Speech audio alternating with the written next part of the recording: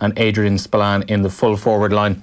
The Dublin side is also unchanged from the one that lined out against Kerry in the opening All-Ireland final. A few positional switches though, a lot of players wearing different numbers than they would have a couple of weeks ago. But in full, Stephen Cluxton in goals, David Byrne, Michael Fitzsimons, Johnny Cooper, Jack McCaffrey, James McCarthy, John Small, Brian Fenton, Michael Dara McCauley, Niall Scully, Kieran Kilkenny, Brian Howard, Paul Mannion, Conor Callahan and Dean Rock. No official confirmation of the matchday 26. We'll have to wait and see. Is Bernard Brogan there? But Conor McKeon, you were telling me just beforehand, it's fully expected Bernard Brogan is going to be in the 26? Yeah, I'd be 99% certain now at this stage, and I think it was kind of maybe in keeping with a lot of the noise around the squad over the last 2 weeks. So it would be no surprise. I think there were a couple of players on the bench the last day, Darren Daly and Padro Cuffy-Bourne. There would have been a bit of a stretch that they came on. So yeah, I don't think it's any surprise, even if it's just for the sake of experience and to have probably a wise old head around the squad on a big day. And who do we think is missing out then on a match day jersey? Probably Padro Cuffy-Bourne. You know, he's very inexperienced. I think his only involvement with Dublin this year was up in Oma. Came off the bench. He hasn't played a league game, so I would imagine the reason he was included the last day was because with Cian O'Sullivan having a hamstring injury, they didn't really have any cover on the bench for midfield. So I think if Padro Cuffy-Bourne isn't on the bench, it might give us a clue as to how Dublin line out. And the most likely change I would have thought from the first game would be Michael Dara McCauley dropping to the bench and a bit of a rejig with James McCarthy going into midfield, and probably Owen Merchant coming into the team if Cian O'Sullivan's hamstring isn't fully up to it, because I think Dublin, there's probably going to be only slight changes. Like I know in 2016 when Dublin drew with Mayo, Jim made 3 changes, but he was reflecting maybe on a match where Dublin hadn't played well, whereas this time I think everything that they analyse about that game, it probably is shaded through the fact that they played the second half with 14 men. And Ross, I obviously gave out the starting 15, well, what's listed as the starting 15s. Conor was hinting there maybe at a couple of possible changes, like Michael Dara possibly dropping out onto the bench and coming on later in the game. Is this how you see the 30 players lining out on the pitch at 6 o'clock? No, definitely not. I think James McCarthy will go to midfield. I think Dublin will make 2 changes at the back. There's strong rumours that John Small is injured, picked up a bit of a hand injury the last day, so that could mean 2 changes. And it's hard to know whether it'll be Merchant or Philly McMahon. I suppose since the Leinster final, Philly has played in all of the games bar the Kerry game, so it was amazing that he sort of disappeared off the radar for the last day. So it wouldn't surprise me if he came back in, but you would imagine if Dublin are most effective when Jim Gavin has Cian O'Sullivan at the heart of his defence, and I definitely think if Cian O'Sullivan was at 6 the last day, Johnny Cooper wouldn't have been in as much trouble against Clifford, because he gives that extra layer of cover, and it allows them to team up on the likes of Clifford and Gainey and so on. And I think the last day Dublin missed that. There is probably an opportunity for them to do that if Adrian Spillane plays again. It's a possibility for Dublin to free up a defender and be a bit wiser with it this time round. So if Cian O'Sullivan is fit, I would expect that he would start at centre back. But if he's not, you could end up looking at Johnny Cooper at centre back. So it's so difficult to predict exactly what's going to happen. And I wouldn't say Philly McMahon is totally out of reckoning yet, based on the last 6 games or whatever. He played in 5 of them, just didn't play against Kerry last day, and so on. So started Meath, Cork, Roscommon, came on as a sub against Tyrone, came on as a sub against Mayo, and scored in a couple of those as well. So he could be back in the fold. It's just so hard to predict. Are you expecting anything different from Kerry come 6 o'clock? Not really. I think Kerry's a huge advantage to Kerry the last day was how they finished the game. I didn't think they'd start Tommy Walsh the last day, because I thought they might use him to have a little bit of X factor coming up the final straight. And I think they'll need the same again today, because if you look at the last maybe 10 minutes of that game, Dublin were really the only ones looking like they were going to win. And I think if Kerry use all of their big guns early on and they don't have an impetus, particularly in the last 10 minutes today, I think they'll fall well short. So Keane, he's so clever, he's so smart. I don't think he gets the credit that he deserves for his first season in charge. I know he's done it all at minor level and so on, and he's just a really, really smart guy, and I think he'll be planning for 75, 80 minutes, and that's why I think they'll be fairly similar to the last day starting. Yeah, like you're saying that Peter Keane, very shrewd, really kind of tactically aware. Like, did he get the individual matchups? It seemed the last day around, he seemed to get them pretty spot on. Like, I mean, Jack Barry had a good game on Brian Fenton. I know Brian Fenton, it seems, was, playing through a bit of an illness or something like that, but he still did very well. David Clifford obviously had Johnny Cooper in all sorts of trouble.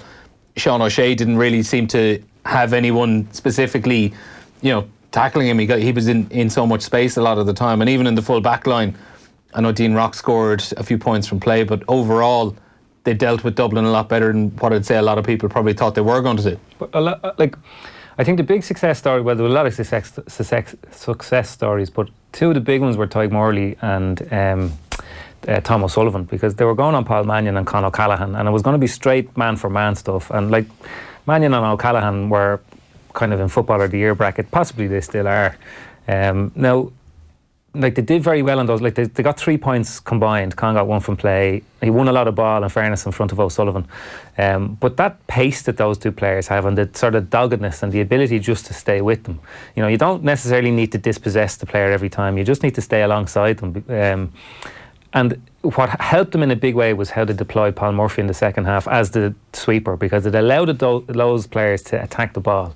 Whereas you saw what happened to Dublin with the man down, their defenders were really stretched. Like, even the Kerry goal, Killian Spillan's goal, the ball comes out of defence, and Davy Byrne had it in his hand, but he just lost his foot, and the ball spilled to Tommy Walsh. Now at that stage, there's nothing particularly on, but Mick Fitzsimons leaves Killian Spillan to go to Tommy Walsh, and all of a sudden they're in behind. So Dublin were kind of stretched like that. Whereas I think what was the big benefit for the Kerry defence the last day was the fact that with Paul Murphy as a sweeper, each of those Kerry backs could actually really go out and attack the ball, and they had a bit more of a safety net. But that aside, I went through the stats for the midfielders the last day, and like Jack Barry kind of went on Brian Fenton, but like Fenton marked Moran on the Kerry kick out, and Moran marked Fenton on the Dublin kick out. So they kind of paired up with each other as much as Jack Barry did on Brian Fenton. And what struck me about Fenton's stats was the fact that he actually didn't put a foot wrong. He didn't misplace a pass. I think he was only he didn't turn the ball over once. Is it more about like what we've come to expect from Brian Fenton, as opposed to him kind of being quiet the last day? Well, it was just a very passive performance. He had 16 possessions, and I think Brian Fenton would usually be about a 30 possession kind of guy. And a lot of the time he was just getting the ball. Now, he was being checked, and there was usually either Barry or Moran was kind of standing square on. But he didn't really make any attempt to accelerate past them and try and create that overlap. So it was a strange performance that way, because we think of Brian Fenton and you remember the big catches in midfield, but I think they're those kind of moments that really stick out in the game, and they probably don't really define his performance in a match, despite the fact they're the things that you always associate with his performance. But you would imagine that those big success stories, how they marshalled Mannion, how they marshalled O'Callaghan, how they marshalled Fenton, like they were the three big players going into the final that you would have thought Kerry would have to do very well on, and they did.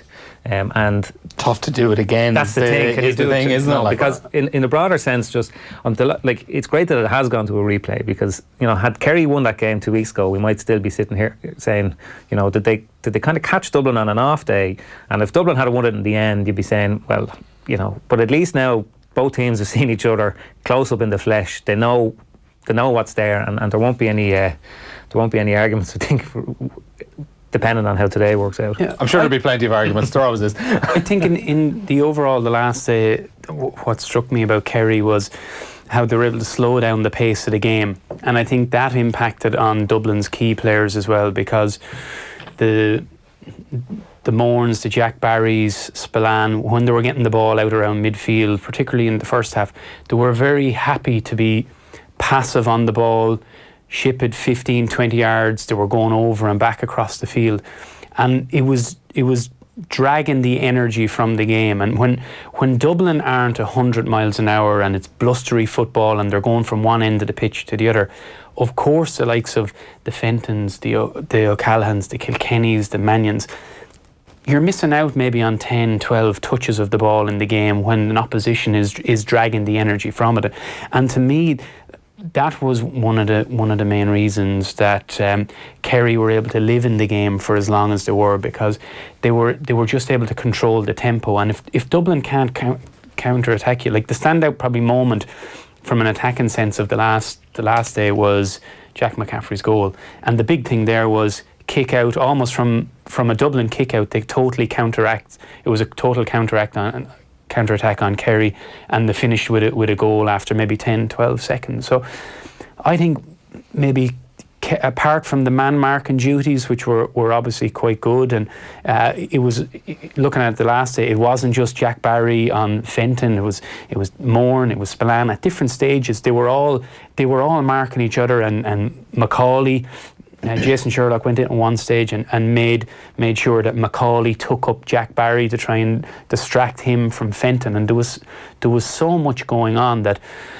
But for me, Kerry's just smartness in saying, let's just take the energy out of this game and make Dublin fight for any little bit of momentum that they were getting, and I think it had an impact on it. And if you look at, obviously the kickouts are going to be very important today. The last day, maybe about 15, 17 minutes into the game, Kerry had got out a lot of short kickouts. But after that point, Dublin really pushed up on the kickout and jam-packed, I suppose, the top third of the field closest to the Kerry goals and so on. And after that, Dublin started to get a little bit of a foothold in the game. And by the time Johnny was sent off, I think they had gone 5 points up.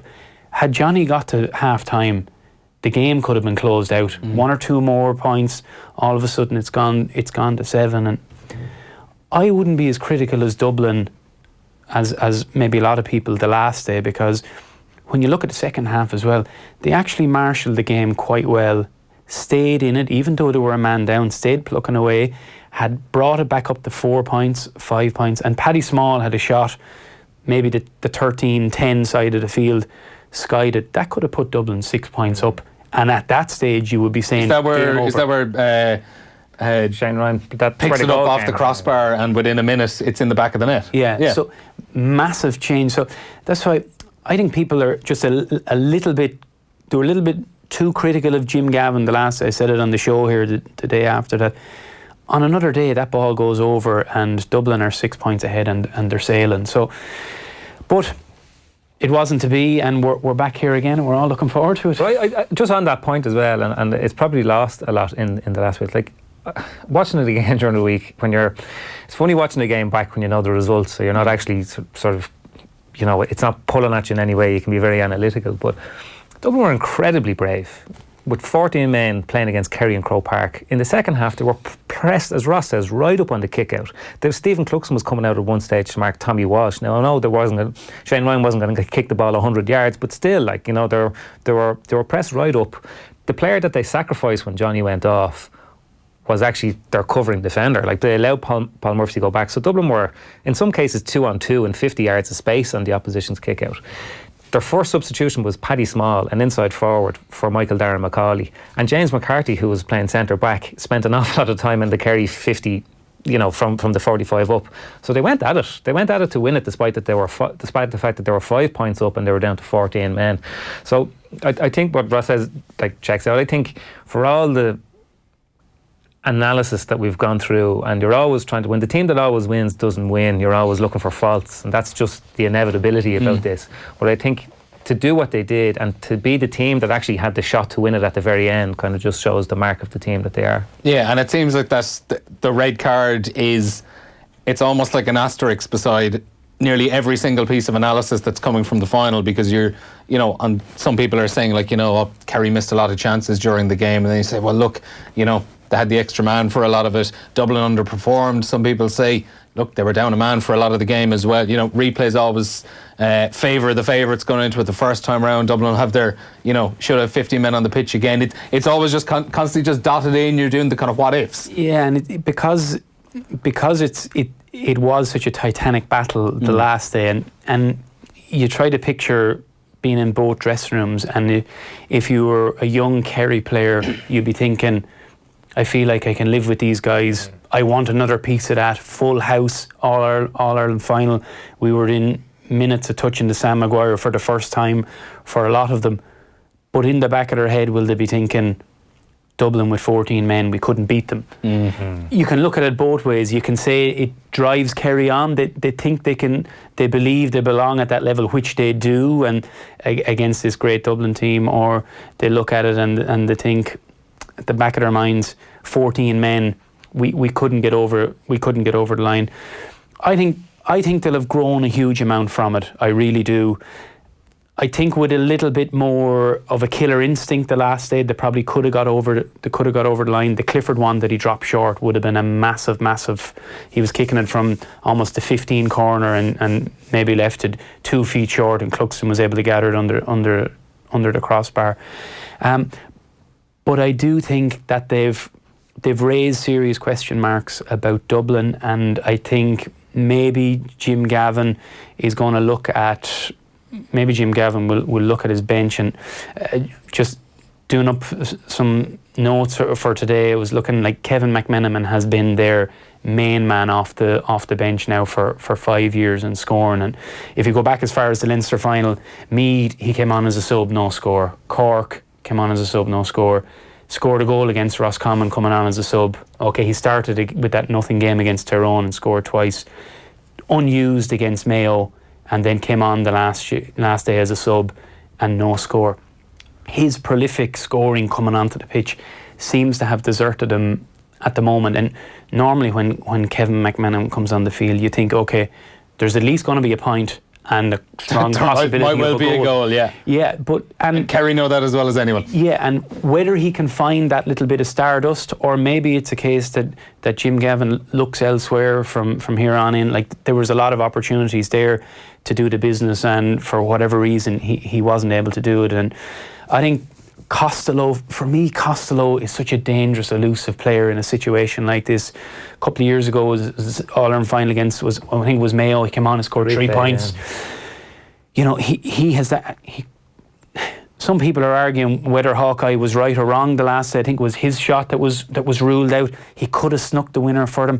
Someone like him, I think, is just elusive in a situation like this. But it's amazing from a forwards perspective, because the last day, I'd say Clifford went away disappointed, and Gainey went away disappointed in terms of maybe the chances that they had and didn't score. And normally when a guy goes away like that, and you know, when you sit on your own having not performed in the first day and you have a chance in a replay, like, you're in a totally different mind frame going out. And the flip side of that, you probably have Mannion and maybe Conor Callaghan in the same frame of mind where they're feeling, okay, this is not going to happen, mate. And even though you're up for it the first day, just when someone pulls the tiger's tail a little bit, it's you're dealing with a different animal. And it's just going to be fascinating to see who I think somebody could do real wreck from play today. I know there's Dean Rock and Sean were really good the last day from frees to hit 10 or 11 points each or whatever.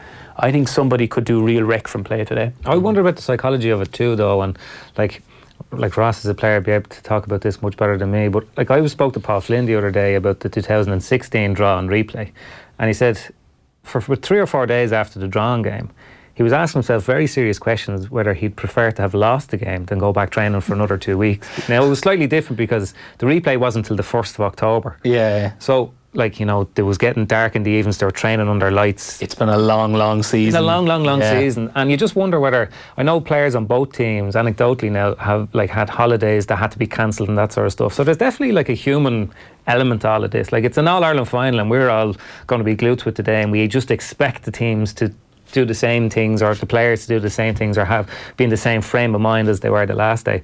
But you just wonder, necessarily are they, you know, because this is their season, and every part of their preparation for big games is so meticulously planned out in front of them. This is not something that was planned out in front of them. This is completely from left field, and I just wonder whether that has any sort of even on players' kind of emotional energy or whatever you want to call it. Like you've given absolutely everything to this season, and then all of a sudden it goes on for another 2 weeks. Like there has to be some variable there somewhere. Jim Gavin almost seems to me though like the kind of guy that a week before the All-Ireland final probably had the rough sketch of if there is a draw, here's what we're doing for the next 2 weeks. Yeah, and obviously he wouldn't have made that public with the players or whatever, but definitely not. Yeah, Dublin have been down this road before. They've been in finals, they've drawn, and they've come back again, and maybe we could be clutching at straws saying it'll be an advantage to Dublin, whereas Kerry maybe were expecting their season to be finished through good or bad or whatever. But certainly from that perspective, Dublin have had a template. It worked for them. It worked for them before. You'd imagine it's very easy for them to slip back into that, and through experience, it helps you settle very quickly. But I think with Kerry today, they just have a bigger sniff of it today than they had the last day, and I think Kerry, the younger players, will have experienced an awful lot of personal growth individually in their performances, and they'll know. I felt the last day when I was doing a short piece for the game that the Kerry defence, as individuals, it wasn't as important as how they approached the game as a unit, and how they would react together with regards the 6 Dublin forwards, and trying to shut them down as a unit without trying to get into too much to be focused on the one-on-one battles, because if you get too focused on a one-on-one battle, a space can create, and Kieran Kilkenny is a master at ghosting out of a position. Somebody follows him, and all of a sudden there's a pocket of space for Conor Callahan maybe to get a ball and turn his man. So I think the same applies for Kerry today at the back.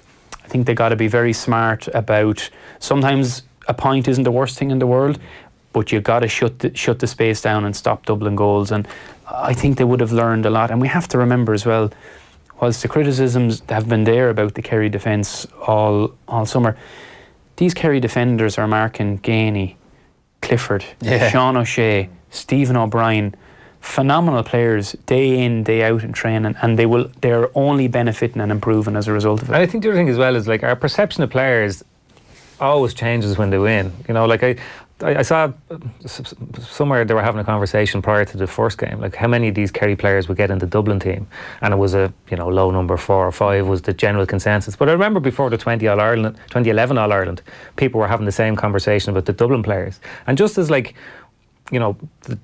maybe the public conscience wouldn't be full of people like Gavin Crowley or Tyke Morley or Jason Foley or whatever. I think in 2011, before the All-Ireland final, people didn't know who Mick Fitzsimons and James McCarthy and Keane O'Sullivan these guys are, and all of a sudden you win one All-Ireland, particularly if it's this one, and you beat the Dublin team that have been dominating football for the last 10 years, and everybody sees you in a completely different light. So yeah, that thing about the Kerry defenders, like they're hugely talented, and like if they do it again today, like if they do it 2 games in a row and hold this Dublin attack, now you're not going to hold them to nothing, but if you hold them to, like, how many goal chances did Dublin realistically have the last day? Like Conor Callahan wriggled through for a shot that was saved and it went back. Obviously the goal that they got, but that was it.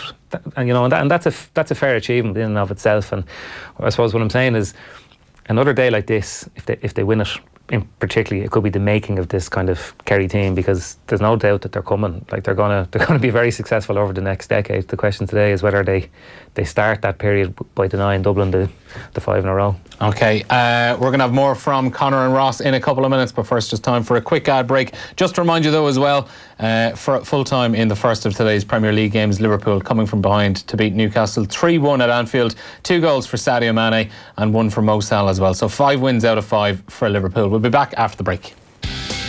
Off the ball on News Talk. Down to business. Your town, your main street begins its autumn run across Ireland when we broadcast from Ennis in the Old Ground Hotel on Saturday the 21st of September. As always, we've lined up a panel of experts from the fields of retail, town planning and green spaces to take a look at Ennis and see how it's faring as a big town. I'll be talking to some businesses big and small, plus as always we'll have a few surprises along the way, as well as some live local music. The event is free, but you do need a ticket, so simply go to newstalk.com/events to register for a ticket. Your town, your main street. Proudly sponsored by IE Domain Registry. On Down to Business. Live from the Old Ground Hotel in Ennis on Saturday the 21st of September. Hope to see you there. Relaxing afternoons with Harvey Norman. Transform your weekend lie-in with a brand new bed. Visit Harvey Norman today and rest easy. You're in safe hands with our sleep specialists. Go, Harvey, go! What about your man playing up front? He's on fire at the minute. Game will be over by half time. Thanks, Mr. Taxi Man. But opinions Nick from Sports Radio won't help us hit the jackpot. The Hunch just picks the first 4 scorers in 4 selected games with Betway's 4 to score. Conversation over. Heed your hunch with Betway's 4 to score for a weekly rollover jackpot. Selections must be submitted before the opening time of each scheduled round. Where there is more than one winner, main prize will be divided between winners. Full terms apply. 18+ Dunlewy.net. The eternal tiles or wood conundrum. Then again, that laminate stuff's supposed to be good. Apparently, you could march a horse through the kitchen and it wouldn't make a dent. Maybe tiles with a wood effect is the way to go. Or the other way round? The thing is, when you get your first home, you always have big plans. Whatever they are, you want to know you can get cracking as soon as you move in. Which is where the Ulster Bank mortgage team could help. Talk to us today. We're staying out of the tiles versus wood debate, though. Ulster Bank. Help for what matters. Over 18s and residential mortgages only. Ulster Bank Ireland DAC is regulated by the Central Bank of Ireland. Enjoy an unforgettable break with Air Arabia. Relax on beautiful sandy beaches. Enjoy exciting water sports. Play on spectacular golf courses and much more. Book today direct flights from Dublin to Agadir starting from €135 return, including taxes.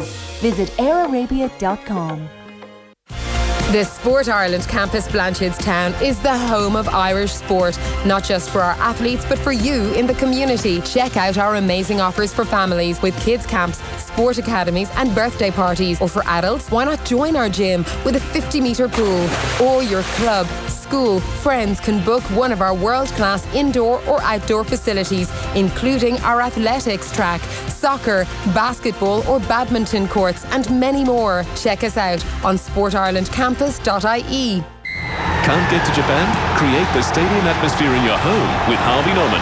We have a huge range and interest-free finance terms available. Get the Panasonic 65-inch 4K TV for $1,479 or just €45 a month. Or the Panasonic 58-inch 4K TV for $899 or just €78 a month. Get TV ready and cheer on the boys in green with Harvey Norman, home of the big screen. Terms and conditions apply, subject to assessment. Finance provided by Flexify Europe Limited. For full terms and conditions, visit harveynorman.ie/finance. There are used cars and then there are Renault Selection used cars. Each one comes with a certified history check. Check. The only used car programme with flexible PCP payment options, like the Renault Clio from only €29 per week. Check. As well as 2 years warranty and roadside assistance. Check and check. Renault Selection, a new standard for used cars. Visit your local Renault dealer today. Finance is made under a hire purchase agreement. Terms and conditions apply. Deposit required. Payment is drawn monthly, subject to lending criteria. See Renault.ie. That's it. Enough is enough. I'm going to give you a right. Paintwork ready for a revamp? Get to B&Q. We've a massive paint range at everyday low prices. Like Good Home Durable Coloured Matte Emulsion 2.5 litre for just €20. So you can do it when you B&Q it.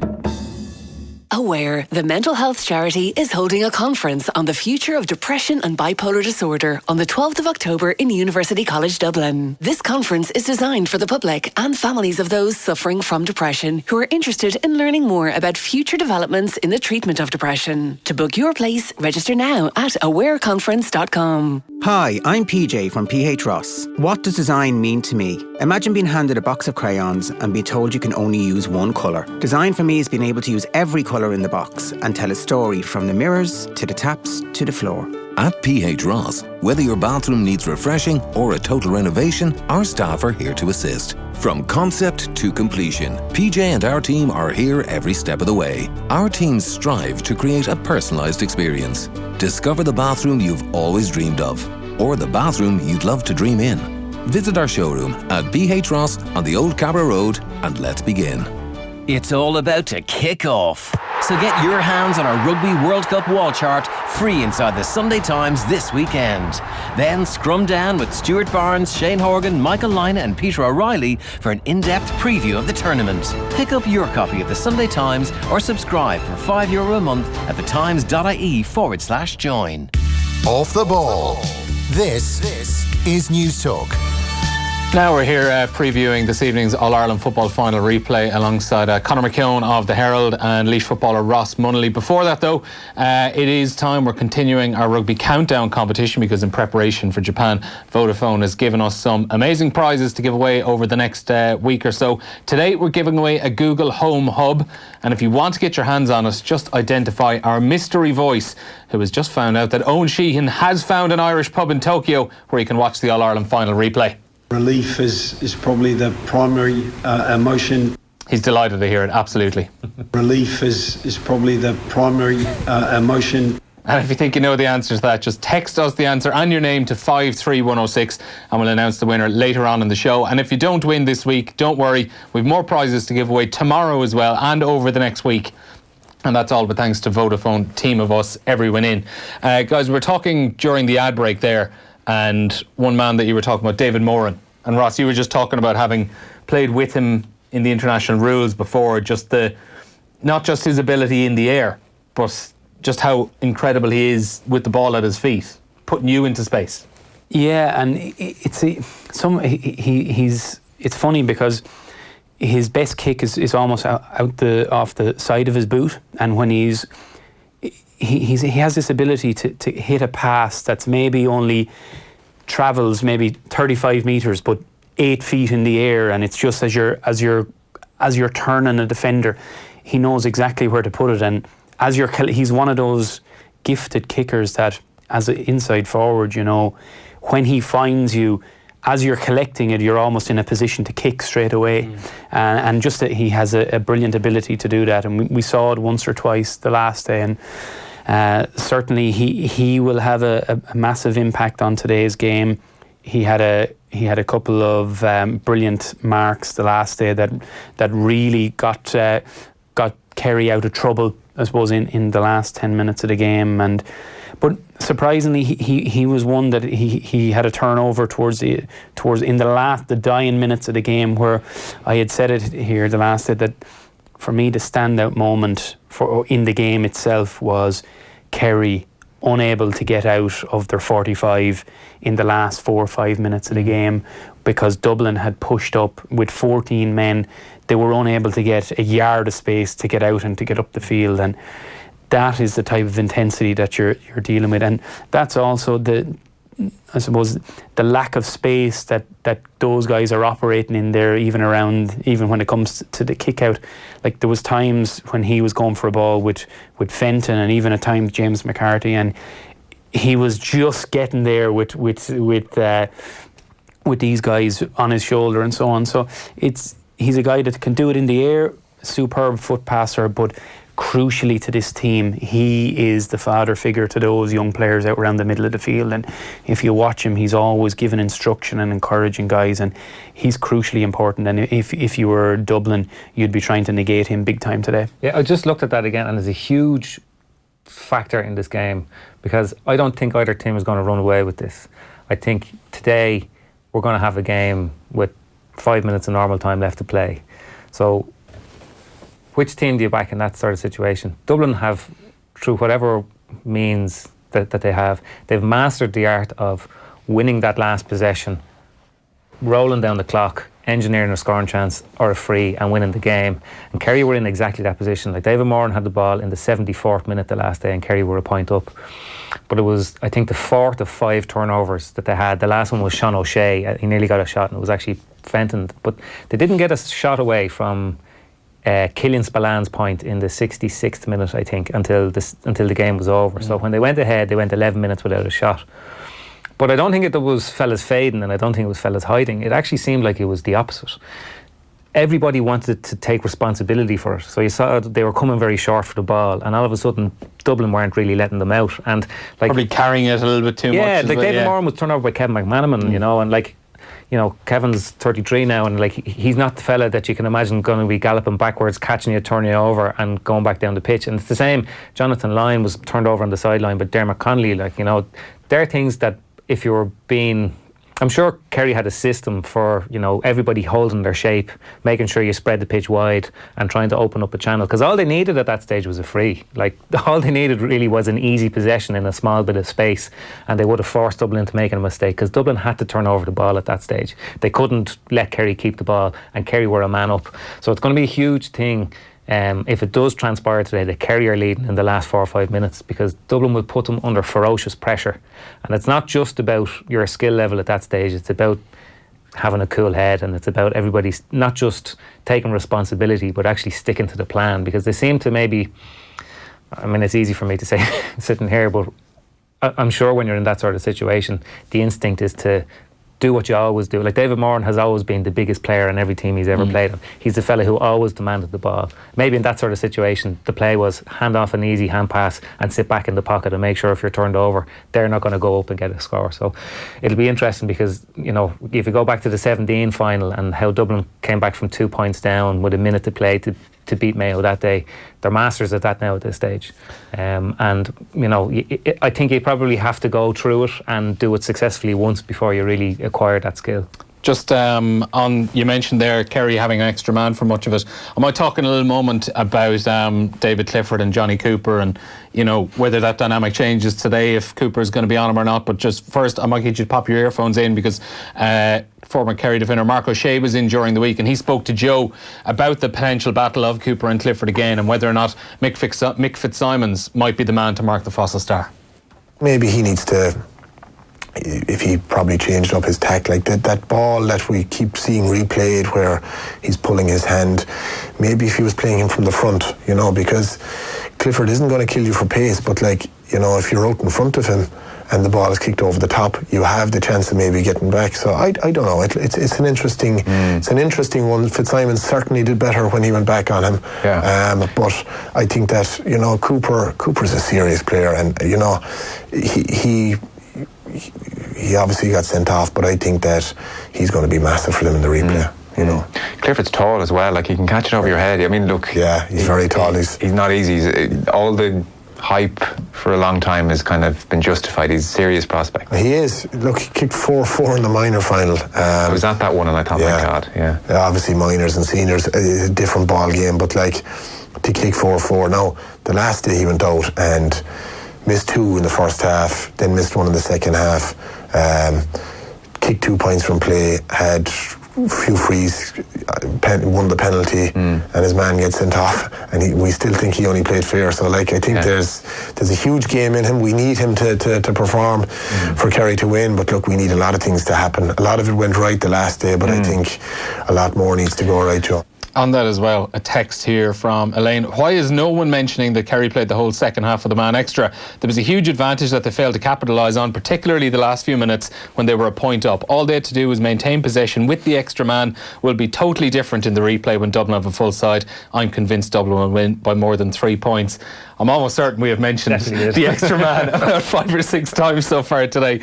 But on David Clifford and Johnny Cooper, what happens today? What do Dublin do with David Clifford? Do they back Johnny Cooper to go back in there again, or do they tell Johnny, look, you're going to go out on someone else here?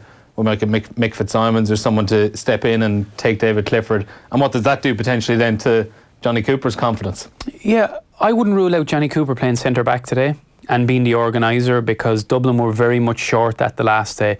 I think it depends on whether Cian O'Sullivan plays or not. If Cian O'Sullivan is at 6, I think Johnny will pick up Clifford, and he will go toe to toe with him, and he'll have that cover, a bit like what Mark was saying there.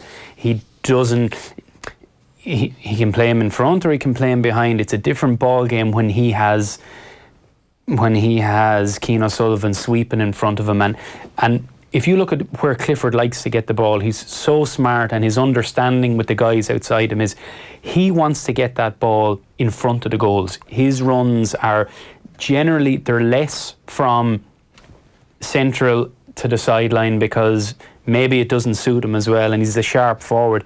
He's more so starting his runs maybe left of the post into the 13 corner, but back into the middle. If Cian O'Sullivan plays, that doesn't happen. And that means far easier to shut down Clifford and make things difficult for him. So it's a very hard one to answer. As I said, I haven't ruled out maybe Philly coming in the full back line. We're led to believe that John Small has a hand injury and won't start. You would think that means Merchant will have to pick Stephen O'Brien potentially, and if Cian O'Sullivan's not playing, I wouldn't rule out Johnny at centre back and Philly coming in the full back line. Yeah, I think McFitz is going to go on him today for a couple of reasons. Firstly, Dublin would have to have decided on this matchup by last weekend. He can't decide this on the morning of the game. And last weekend was only a week after the drawn game. And if Cian O'Sullivan wasn't fit to come on in the drawn game, I'm not sure they could have, made a decision that he's going to go in. Because I agree with Ross. If Cian plays at 6, everyone else's job becomes an awful lot easier. But I think Johnny's going to play that role today because that's probably long term the role that Johnny's going to play in, because he's a lovely footballer. He reads the game very well. He's got very good skills. But there's a very basic reason that I think McFitz goes on him, and it's because in terms of his physique, his height, his shape and everything else, he actually matches off quite well. He's tall. He's not quite as tall as Clifford, but he's not much smaller than him. And McFitz is a very, very sticky defender. And the last day, what I thought he did really well and how he played Johnny Cooper well was that Johnny is a student of the science of defending. He'll watch a million videos and he'll analyse body position, arm position, all that sort of stuff.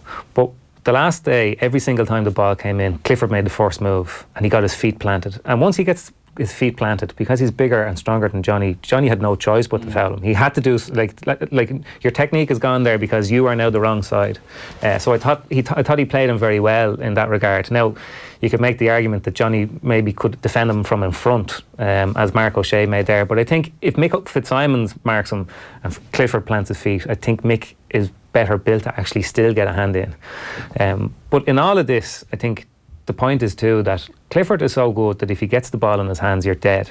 So there's a bit of damage limitation here as well. I think it's the ball coming in that needs to either be stopped or it needs to be not as sympathetic to Clifford, because if it hops perfectly in front of him and he wins the ball in his hand, it doesn't matter. If you've Johnny Cooper, you're not going to double team him because that's not what Dublin do. So you're going to have to. It's like what Ross said earlier on. Sometimes a point isn't the worst thing in the world. Yeah. I think there's probably times today when Dublin are going to have to say, yeah, just let him take the shot. And then you'd look at it with Fitzsimons having done so well on Gainey, and you think, okay, does Gainey want to see Fitzsimons coming on him again when he was so good on him as well? You've solved one problem, but another. Yeah, and maybe there's an edge on that, and I think the Dublin full back line has been brilliant over the last 6-7 years or whatever. But I will say that they have had Cian O'Sullivan covering their every move and making sure that they can mark in a specific way, and that's in no way taken away from any of the full back line. But he has been their rock in terms of doing that. And it is hard, and you look at the really good teams that have won All-Irelands, go back as far as Armagh. McGeaney was dropping off and one of the McEntees would sit at centre-back and McGeaney would sweep and give the cover. You look at Donegal, they had cover in front of the McGees and Paddy McGrath and these fellas. They would have a man drop off and have cover. And it allows you to really squeeze the life out of a forward at that stage. And I think Dublin will go back to that today. I don't think Dublin will try, and I don't think Dublin will go man for man at the back. I think they will know it's more important than ever for them to get that free man. And as I say, if it's not Cian O'Sullivan, it would not surprise me if it was Johnny Cooper doing the sweeping today, because it is such a crucial role in that team. Because I think that Cian did very well is that he made it look easy. And the reason that Cian O'Sullivan always made it easy is, first of all, he's got a natural pace. He glides across the ground. But second of all, his anticipation. He reads the game so well that he could nearly see where the next pressure point was coming, and he would stop it before it became an issue. So a lot of what he was doing looked bread and butter. But had he not been there, Dublin would have been in very serious trouble. So it's not every footballer can do that, is the point that I'm trying to make. But I think Johnny Cooper is probably the one.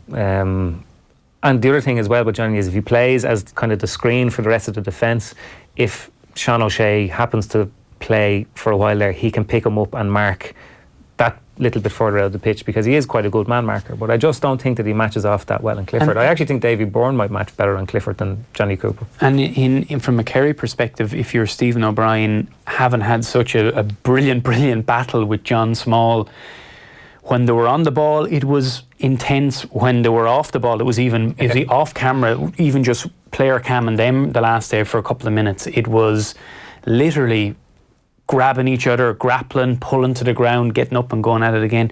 It could be a huge weight off Stephen O'Brien's mind if all of a sudden Johnny Small is not playing due to what we think might be a hand injury or whatever. So there's so many dynamics to this, but I do think today could be a day that some particular forward does wreck from play. Just you cannot allow for every eventuality in a defensive structure, and perhaps somebody will shoot the lights out. Right. On that note, we are running out of time.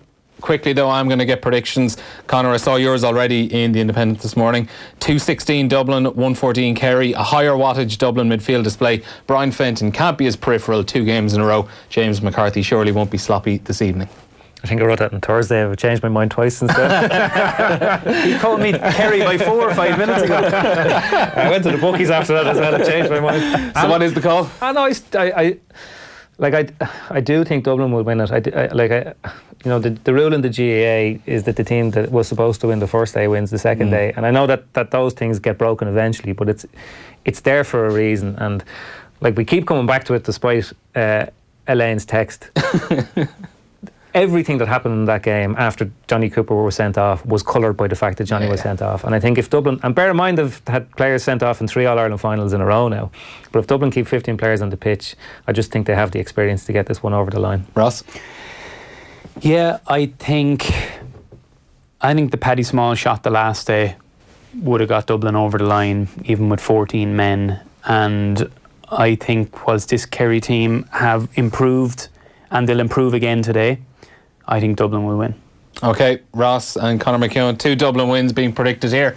That game throws in at 6 o'clock. Coming up after the break, we'll be talking all things Premier League and football. Shane Keegan and Tommy Walsh are going to join us in the studio.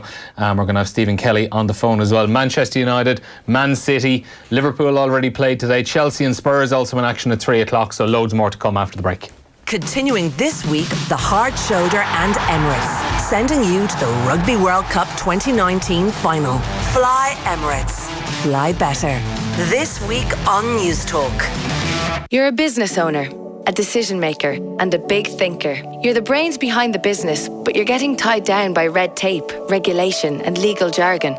It's time to find a CPA. A certified public accountant will give you